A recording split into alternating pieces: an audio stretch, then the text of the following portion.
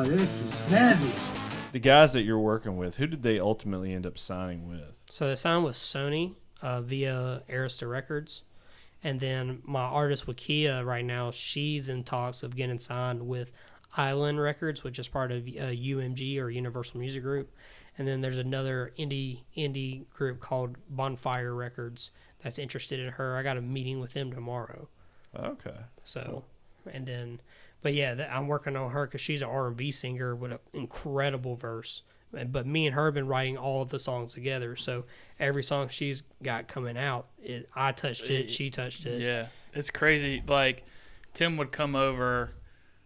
We've been doing a lot of stuff with our company, and he'd come over to approve stuff like this. And in the process, he'd be like, hey, check this out. And he'd open up his notes on his phone, and he'd read it like it was a poem. And I would hear the lyrics and be like, okay, yeah, that's sick. And then he's like, okay. And then we went to the studio, and she sang it, and then he plays the song. And it's like she just takes it to a whole new level. Yeah. But, like, there's so many – I guess I didn't realize everything that goes on in the background, that I love this artist, but I know truly it's Tim in the background. Like, I'm listening to Tim right now. It's crazy. Oh, that's cool. Yeah, I'll have to play the song, but I've also been teaching her a little bit because I mean, like, everyone who has an incredible voice has a mentor, someone that really pushed them. It's like at the end of the day, you know, Michael Jackson. You love Michael Jackson songs. Sure. How many of those did he write? I don't know. Quincy Jones wrote majority of his songs. Do you know who Max Martin is? Max Martin is literally the biggest songwriter of all time. He wrote Hit Me One More, or Baby One More Time. What's that song? Britney Spears. Britney Spears, yeah. He wrote that song. He wrote NSYNC songs. He wrote all of Katy Perry's album, Ariana Grande's album. The list it just goes on. He wrote Blinding Lights by The Weeknd. And no one even knows that. That's recent. From 1998 to 2020, he's writing top Billboard songs of all time. And he's from Sweden. Wow. Yeah, he's not even American. So I guess most popular artists don't write their own music. No, that's not true. I mean, I learned Elton John doesn't write any of his own music. That was kind of soul crushing. He might have in the early days. That's the smoke and mirrors about the music industry going on. Yeah, it is. It's just entertainment. That's all. Well, there's people that know more than you do.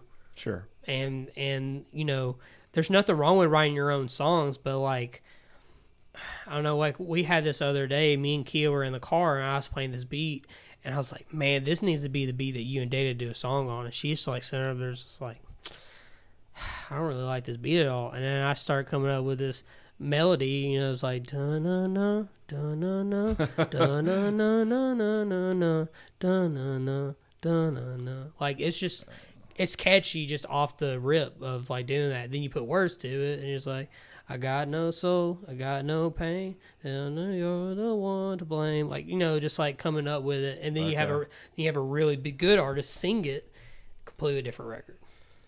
And, you know, even if you like, you don't like it, I mean, what's that, there's songs that you know that someone wrote, and there's songs you definitely know no one wrote. Now, granted, there are songs that are hits and there's songs that are not hits, but like, you know, that like Savannah song, was that the one? Like, it repeats that just over and over. I'll have to look it up, man. Yeah, I'm not familiar. But it is super annoying. Like, then you have like people that are like the Migos. Like when Migos came out, they would literally go like Chinatown, Chinatown, Chinatown, jumping out the gym. They just repeat, you know, the words over and over, and the repetition. But it's catchy. That's exactly. The repetition is catchy, but is it good songwriting?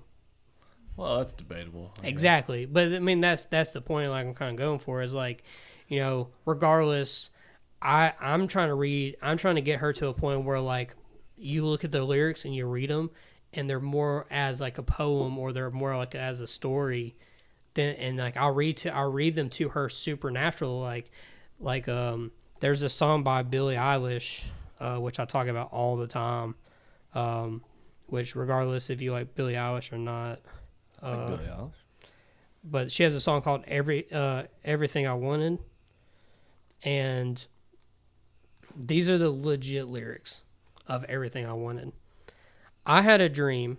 I got everything I wanted. Not what you think, but if I'm being honest, it might have been a nightmare. To anyone who might care, I thought I could fly. So I stepped off the golden. Nobody cried. Nobody even noticed. That's the when you say it like that, that does sound kind of silly. Yeah, Just like you know, like it's super like conscious. You're just like, you know, I had a dream the other night. Actually, if I recall, it was a nightmare that I had. And you know, like you know. All right, well now sing it. Just sing it, yeah. I mean, you could sing anything, and I mean, if you're a good singer, then Yeah, that's all anybody. But we about. write all our songs in 10, 15 minutes.